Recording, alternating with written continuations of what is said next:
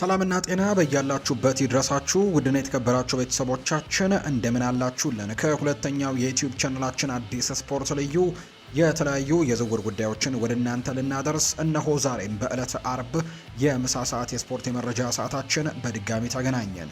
ስለምታደምጡን ስለምትከታተሉን ቆይታችሁ በሙሉ ከኛ ጋርም ስለሆነ እጅጉን ከልብ አድርገን ነው የምናመሰግነው። በዛሬ ፕሮግራማችን የተለያዩ ርዕሰ ጉዳዮችን ወደ እናንተ እናደርሳለን። ከነዚህ መካከል ትልልቆቹን የአውሮፓ ክለቦች የተመለከቱ የዝውውር ጉዳዮችን በስፋት ወደ እናንተ እያደረስን ቆይታን የምናደርግ ይሆናል።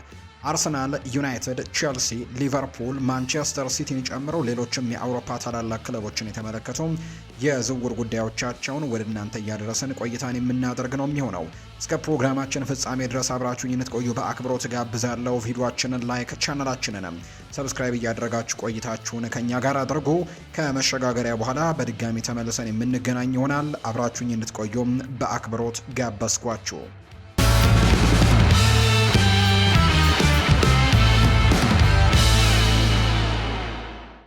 ወደ ቀዳሚው መረጃችን አመራን። ቤን ጃኮብስ ዛሬ እንደገለጸው ከሆነ ማንቸስተር ሲቲ ከዓለም ዋንጫ ድንቅ ተጫዋቾች አንዱን ለማስፈረም ባደረጉት ጥረት እድገትን እያሳየ ነው። የማንቸስተር ሲቲም አሁን በአዩብ ቦአዲ ላይ ፍላጎቱ እየጠነከረ እየመጣ ይመስላል። ሞሮኮዊው ታዳጊ ሱፐርስታር ከዓለም ዋንጫ ድንቅ ተጫዋቾች አንዱ ነበር። እናም ሁሉም ሰው ቀጣዩ መዳረሻው የት ሊሆን እንደሚችል እንዲያወራ አድርጓል። ሆኖም ግን ጊዜው ሲሄድ አብዛኛው ፍላጎት ያን ያክል አሳሳቢ እንዳልነበር ግልጽ ሆኗል። ነገር ግን ማንቸስተር ሲቲ አሁንም በውድድር ውስጥ እንደሚገኙ ነው የተገለጸው። አዩብ ቦአዲ ከመቼውም ጊዜ በላይ ወደ ትልቅ የፕሪሚየር ሊግ ዝውውርም ተቃርበዋል። ጋዜጠኛ ቤን ጃኮብስ እንደተናገረው ከሆነም ዛሬ ባወጣው መረጃ ማንቸስተር ሲቲ አዩብ ቦአዲን ለማስፈረም እድገት እንዳሳየ ይገልጻል። ለዝውውሩም 100 ሚሊዮን ዩሮ ይፈልጋል። ነገር ግን ቡድኑ አማካዩ ለአንድ የውድድር ዓመት ወይም ለአንድ የውድድር ዘመን በውሰትም ወደ እነሱ የሚመለስ ከሆነ ዋጋው ይቀንሰዋል። ቤን ጃኮብስ እንደገለጸው ከሆነ ማንቸስተር ሲቲ የሊሉን አዩብ ቦአዲን ለማስፈረም ባደረጉት ጥረትም እድገት እያሳዩ ነው። ሊል ወዲያውኑ ለሚደረግ ዝውውር 100 ሚሊዮን ዩሮ ይፈልጋል። ባለፈው ወር ጀምሮ በክለቦች መካከል ውይይቶች ሲደረጉ ቆይተዋል። ተጫዋቹ በውሰት ለመመለስም ወይም ደግሞ ቅድመ ስምምነት ላይ ለመድረስም ከተስማሙ ጥቅሉ ይቀንሳል ተብሎ ነው የሚታሰበው። የዓለም ዋንጫ ማብቃቱን ተከትሎ አዩብ ቦአዲ የወደፊት እጣ ፈንታውን ለመወያየትም አሁን ላይ ከወኪሎቹ ጋርም ንግግሮችን እያደረገ እንደሚገኝ ነው የመረጃ ምንጩ የጠቆመው። ተጨማሪ የውድድር ዘመን እንዲቆይ ግን ሊሎች እንደሚፈልጉ ነው በይፋ የተናገሩት። ሲቲ ለዚህ ክፍት ለሆነ ተጫዋችም የሞሮኮን ኮከብ ለማስፈረምም በትልቁ ይንቀሳቀሳሉ። ነገር ግን ወዲያውኑ በክለብ ውስጥ እንዲያድግ በማድረግ በተቻለ ፍጥነትም መላመድና መቀጠል እንዲጀምር ማድረግ የራሳቸው ፍላጎት እንደሆነ እየተገለጸ ነው። የዓለም ዋንጫው መጠናቀቁን ተከትሎ የዚህ አይነት ስምምነቶች ፍጥነትም ሊጀመሩ ይችላሉ።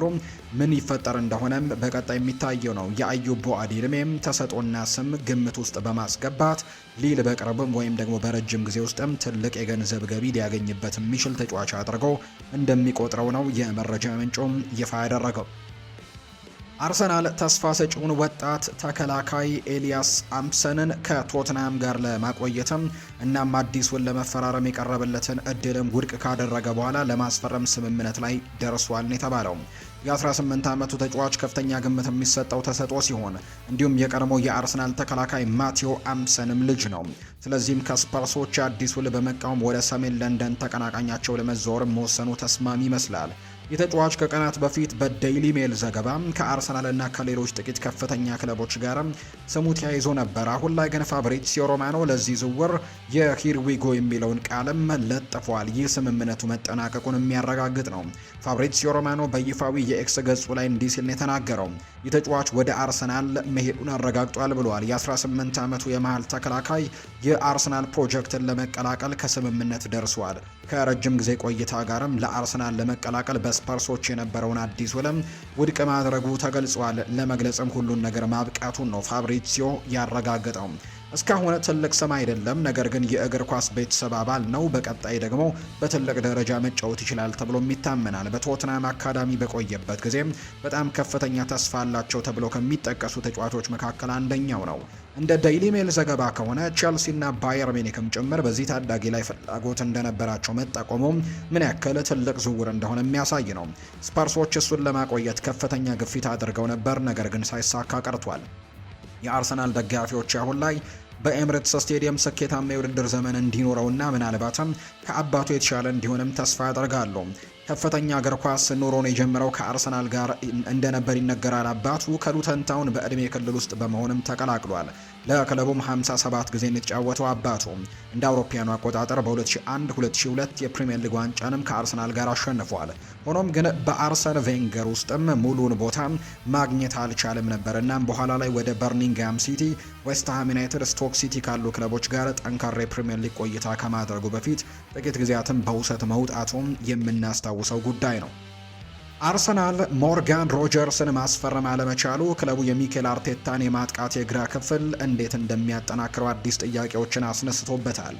ቸልሲ የዝውውሩን ቁጥጥር ወደ ራሱ በማድረግ ፈጣን እንቅስቃሴዎችን አድርጎ ነበር። ይህም ቀነ ገደብ የተያዙትን ከቀዳሚዎቹ የክረምት ኢላማዎች ውጪ አድርጎታል። አርሰናል አማራጮችን እንደገና እንዲገመግሙ አስገድዷቸዋል። ብራድሌይ ባርኮላ ሌላኛው ሊሆን የሚችል አማራጭ በመደበኛነት የተያዘ ነው። ነገር ግን አርሰናል የሮጀርስ መሰናክልን በመከተል ለፓሪስ ሰን ዠርሜን የክንፍ መስመር ተጫዋች በሚደረግ ዝውውር ላይ ፈጣን ምላሽ መስጠት እንዳልቻለ ነው የሚነገረው። ይሄ ማመንታት ደግሞ የዝውውር መስኮቱ ከመዘጋቱ በፊት ሌላ ከፍተኛ ደረጃ ያለው የክንፍ አጥቂ ለመጨመር የወሰኑትን ሊቨርፑሎች ሊጠቅማቸው እንደሚችል እየተነገረ ነው። እንደ ፋብሪዚዮ ሮማኖ ገለጻ ቸልሲ ለሞርጋን ሮጀርስ ካደረገው ያልተጠበቀ እንቅስቃሴ በኋላ አርሰናልና በብራድሌይ ባርኮላ ተወካዮች መካከል በፓሪስ ሰን ዠርሜን መካከልም ምንም አይነት አዲስ ግንኙነት የለም። አርሰናሎች የፈረንሳዩን ዓለም አቀፍ ተጫዋች ያደንቁታል፣ ነገር ግን ፍላጎታቸውን ወደ ንቁ ድርድር ግን ከፍ አላደረጉትም። ቸልሲ ሞርጋን ሮጀርስን ከአስተን ቪላ በ117 ሚሊዮን ፓውንድ አስፈርመውታል። ዘጋርዲያን እንደዘገበው የእንግሊዙ ዓለም አቀፍ ተጫዋችም የ6 ዓመታት ኮንትራትን የፈረመው እናም የሕክምና ምርመራውንም አድርጎ በይፋ የቸልሲ ተጫዋች መሆኑ ተረጋግጧል። አርሰናል ከፍተኛ ፍላጎት ነበረው፣ ነገር ግን የቸልሲ ፍጥነትና ተጫዋቹ ስታንፈርድ ብሪጅን የመቀላቀል ፍላጎቱ ወሳኝ ሆኖ ተገኝቶ ነበር። አርሰናል አሁን ላይ ባርኮላን በእግር ኳስ በእርግጥም የነሱ ተመራጭ አማራጭ መሆኑን ወይም ደግሞ ከሚታሰቡት በርካታ የማጥቃት ስሞች አንደኛው መሆኑን መወሰን ይኖርባቸዋል ተብሎ እንደሚጠበቅ ነው የመረጃ ምንጩ ይፋ ያደረገው። ፋብሪዚዮ ሮማኖ አክሎም ሊቨርፑል ብራድሌይ ባርኮላ ማጠናከርን እንደሚቀጥል እንዲሁ ደግሞ ገልጿል። ነገር ግን የነሱ ፍለጋ የተመካው ፓሪስ ሰን ዠርሜን በተመጣጣኝ ዋጋ እንዲገኝ በማድረጉ ላይ ነው። የፈረንሳዮቹ ሻምፒዮኖች በእርግጠኝነት መሸጥ እንደሚፈልጉ ሳያውቁ ከመጠን በላይ የሆነ ቅናሽን ከማቅረብ ይልቅ ከፓሪስ ጋር ግልጽነትን እየጠበቁ ይገኛሉ። የሚፈልጉትንም ገንዘብ መጀመሪያ ማወቅ ይፈልጋሉ። ፓሪስ ሰን ዠርሜን የንግድ ድርድር ውስጥ ይገኛሉ ተብሏል። የኦፊሻላዊ የተጫዋቹ መገለጫ ባርኮላ እስከ ሰኔ 2028 ድረስ በፓሪስ ሰን ዠርሜን ውል እንዳለው የሚያረጋግጥ ነው። ይህም ትልቅ ክፍያን መጠየቅ ወይም ደግሞ ለሌላ የውድድር ዘመን ማቆየትም እንደሚችሉ የሚያሳይ ነው ተብሏል። ሊቨርፑል በአሁኑ ጊዜ ጥቅም አለው፣ ምክንያቱም ፍላጎታቸው የበለጠ ንቁና በግልጽ ደግሞ እየተገለጸ ይመስላል። የባርኮላ ፍጥነትና ከግራ በኩል የማጥቃት ችሎታ ወደፊት መስመራቸው ላይ ሌላ አደገኛ ገጽታን ይጨምራል ተብሎ ይታሰባል። እንደ ሮጀርስ ካመለጣቸው በኋላ እንግዲህ መደናገጥ የለባቸውም፣ ነገር ግን ላልተወሰነ ጊዜ መጠበቅ አይችሉም። ባርኮላ ተመራጭ አማራጫቸው ከሆነ ከፓሪስ ሰን ዠርሜን ጋር ቶሎ እንቅስቃሴዎችን ማድረግ እንደሚጠበቅባቸው ነው የመረጃ ምንጩ ይፋ እያደረገ እንደሚገኝ ዘገባው የጠቆመው። ሊቨርፑልና አርሰናል የተከላካይ መስመራቸውን የግራ ክፍል ለማጠናከር ሲፈልጉ ሌላ ቀጥተኛ የዝውውር ፉክክር ውስጥ ሊገቡ ይችላሉ። የፕሪሚየር ሊጉ ተቀናቃኞች አሁንም በፉልባክ ባህሪያት ባለው የሚያቀርብ ወጣት ተጫዋች ላይ ሁለቱም ፍላጎት ማሳየታቸው እናም ወደ መሃል ሜዳ ደግሞ የመዘዋወር ችሎታው ኳስን ይዞ መጫወት ለሚፈልጉ ቡድኖችም ማራኪ ያደርጎታል። ለሊቨርፑል ቅርብ የሚሰጠው ጉዳይ ከግራ በኩል ጉልበትንና እድገትን መስጠት የሚችል ተለዋዋጭ የረጅም ጊዜ አማራጭን ማግኘት ይመስላል። አርሰናል ሁኔታውን ከቡድን ጥልቀት አንጻር እየቀረበው ነው የሚገኘው። በዚህም በሀገር ውስጥና በአውሮፓ ውድድሮች ወቅትም ሁለገብነትን ከጊዜ ወደ ጊዜ እየጨመረ መምጣቱን ይገነዘባሉ። ሊቨርፑል በተከላካይ ተሰጥኦ ላይ ያላቸው ፍላጎት ግን ከፍ አድርገዋል። ከቸንድ ኦፍ ሳይድ የተባለ የመረጃ ምንጭ እንደተናገረው ከሆነ ሊቨርፑል እና አርሰናል የሚፈልጉት ዳንኤል ስቬንሰንን እንደሆነ የተነገረው። በዝውውር ገበያው ላይም አጥብቀው ያስቀመጡት ተጫዋች እንደሆነ ተነግሯል። የቦሩሲያ ዶርትመንድ ኮከብን ለማስፈረም ግልጽ እቅድ አላቸው ሁለቱም ክለቦች። የስዊድን ዓለም አቀፍ ተጫዋችን እንደ ግራ ተከላካይ፣ የክንፍ ተከላካይ ወይም ደግሞ አማካይ ሆኖ መስራት የሚችል ሲሆን ሁለቱም ክለቦች በበርካታ የታክቲክ ሚናዎችን እንደሚጠቀሙበት ነው የሚነገረው። የሊቨርፑል ፍላጎት በሊቨርፑል ኤኮ የመረጃ ምንጭ ላይ እንደተነገረው ከሆነ ሊቨርፑሎችና አርሰናል የቦሩሲያ ዶርትመንዱን ተከላካይ እንደ እምቅ የክረምት ኢላማ አድርገው መለየታቸው ነው የሚነገረው።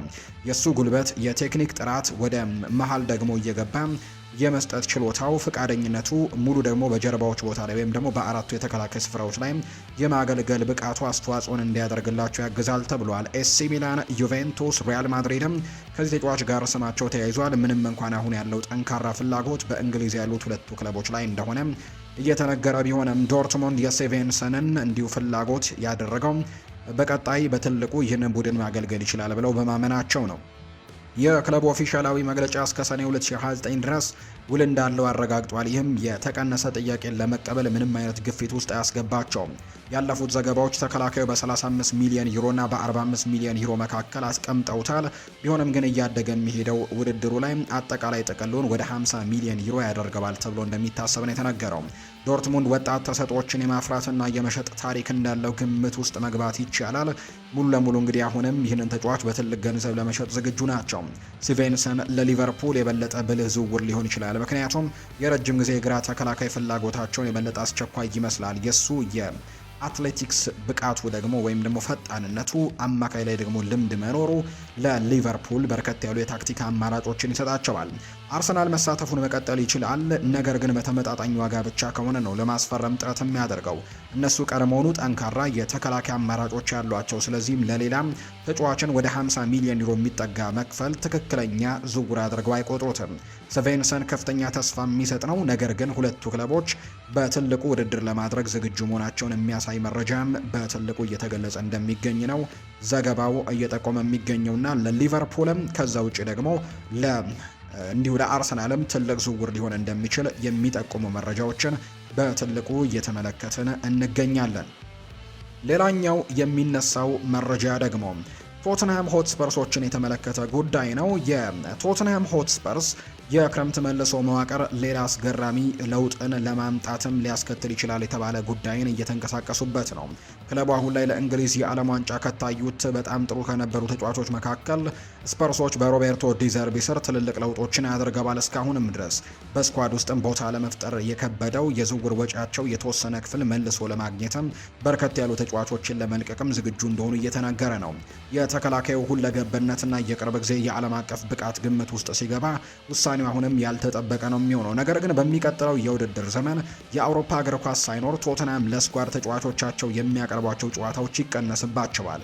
ወደ ጣሊያን መዘዋወር ለዚህ ግልጽ ሚናም ወደ ቻምፒየንስ ሊግ ፈጣን መመለስም ሊሰጠው ይችላል ተብሎ ይታሰባል። ስፐርሶች የክረምት ሽያጩን ሊያጤኑት እንደሚችሉና ኢንተር ሚላንም ንግግሮችን እንደከፈቱ እየተነገረ ነው።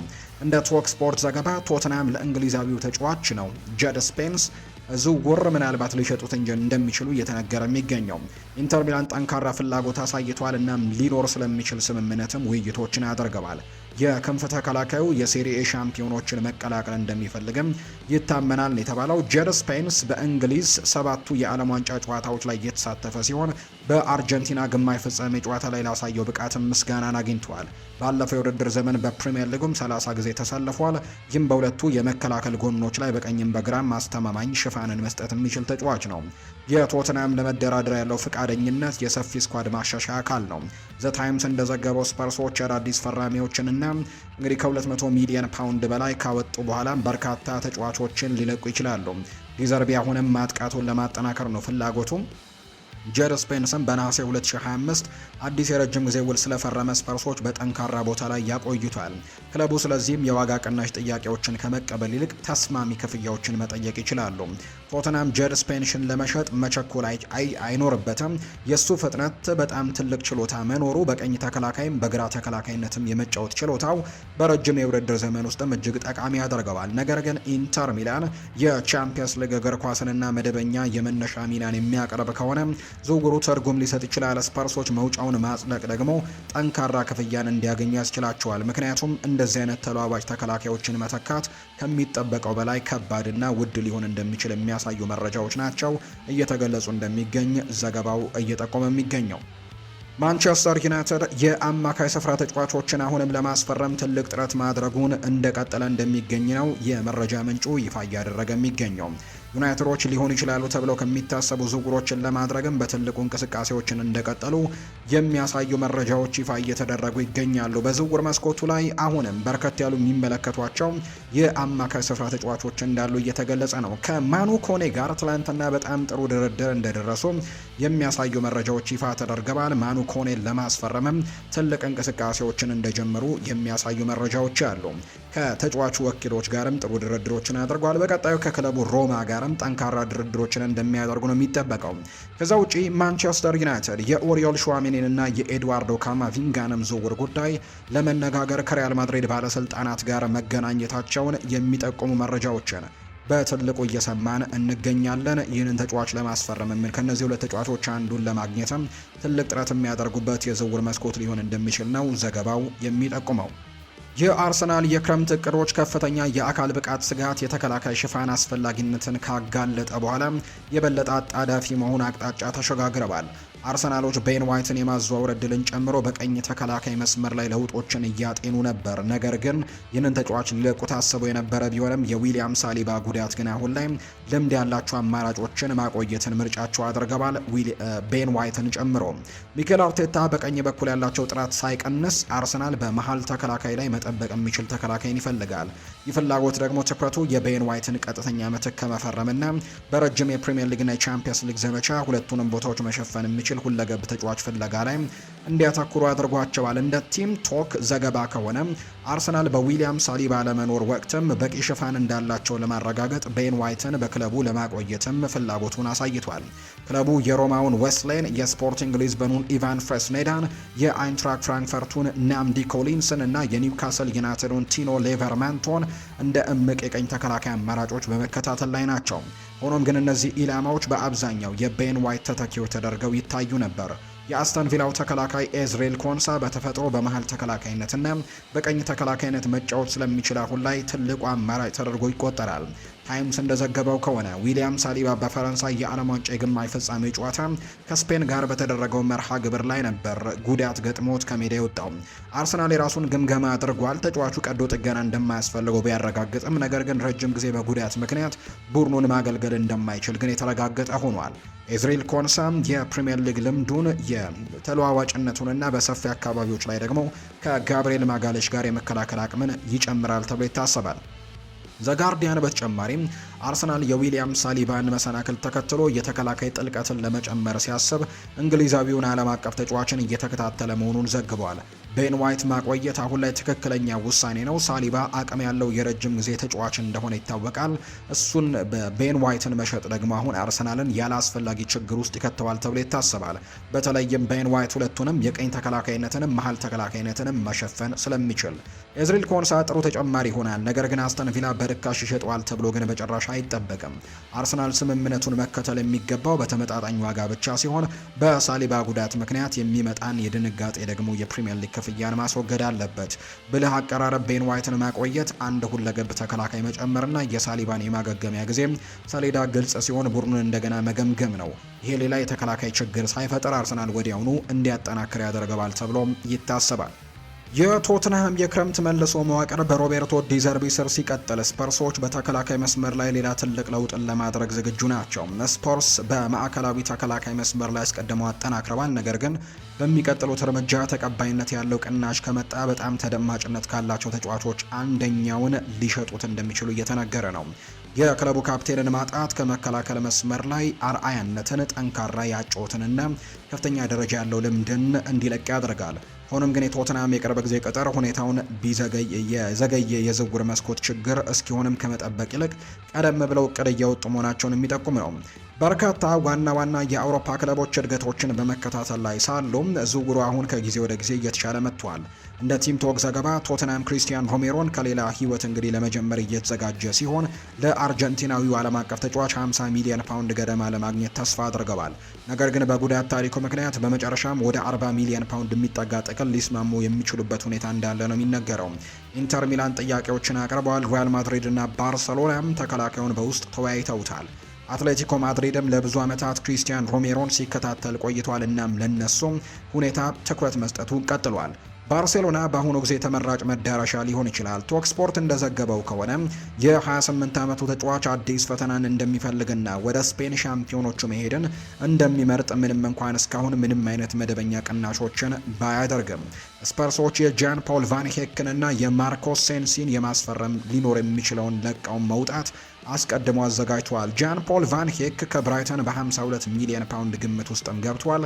ሴንሲ ደግሞ የቦርንመዝ ውሉ ካለቀ በኋላ መቀላቀሉን የተነገረው ቶተንሃም ሆላንዳዊውን በዲዘርቢ አዲስ መከላከል ውስጥ ማዕከላዊ ሰው እንዲሆንም እንደሚፈልግ በማሳየት ከሚኪ ቫን ደቬን ጋር አዲስ ውይይቶች እየተዘጋጁ ነው።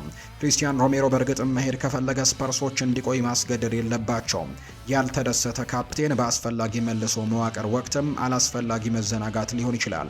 ነገር ግን 40 ሚሊዮን ፓውንድ በፕራይም ዘመኑ ለሚገኝ የዓለም ዋንጫ አሸናፊ ዝቅተኛ ሆኖ ይሰማዋል። ቶተንሃም በተለይም በርካታ ክለቦች ሊሳተፉበት ወደ 50 ሚሊዮን ፓውንድም እንደሚጠይቅ ነው ግልጽ ማድረግ ያለበት። አዳዲሶቹ የተከላካይ ፊርማዎችም ስፐርስ ከጠንካራ ቦታ ሆኖ መደራደር የሚችሉ እንደሆኑ ያሳያሉ። የሽያጭ ውሳኔው ደግሞ አሁን ላይ ትርጉም ሊሰጥ ይችላል። ገንዘቡ በጥበብ እንደገና ከተሰማራ የቫን ደቬን የረጅም ጊዜ ወደፊት እጣ ፈንታም ከተጠበቀ ብቻ እንደሆነ የሚያሳዩ መረጃዎች ናቸው ይፋ እየተደረጉ የሚገኙት። የተወደዳችሁና የተከበራችሁ ቤተሰቦቻችን ለዛሬ ያዝንላችሁ አዳዲስ ስፖርታዊ ጉዳዮቻችን እነዚህን ይመስላሉ። ስላደመጣችሁን፣ ስለተከታተላችሁን ቆይታችሁ በሙሉ ከኛ ጋርም ስለነበር እጅግ ከልብ አድርገን ነው የምናመሰግነው። ፉአድ ባህሩ እንደተለመደው የዛሬውን ፕሮግራም እየመራው ከእናንተ ጋር ቆይታን አድርግ ያለው የተለያዩ ርዕሰ ጉዳዮችን ያካፈልንበት የዛሬ ፕሮግራማችንም ይህንን ይመስል ነበር። በቀጣይ ፕሮግራሞቻችን ሌሎች ስፖርታዊ ጉዳዮች፣ ሌሎች አዳዲስ መረጃዎችን አካተን በድጋሚ ተመልሰን እንገናኛለን። በቀጣይ ሌሎች ርዕሰ ጉዳዮችን ይዘን እስክንገናኝ ድረስ መልካም ጊዜ፣ መልካም ደግሞ ቀን እንዲሆንላችሁ ነው በአክብሮት የምመኘው።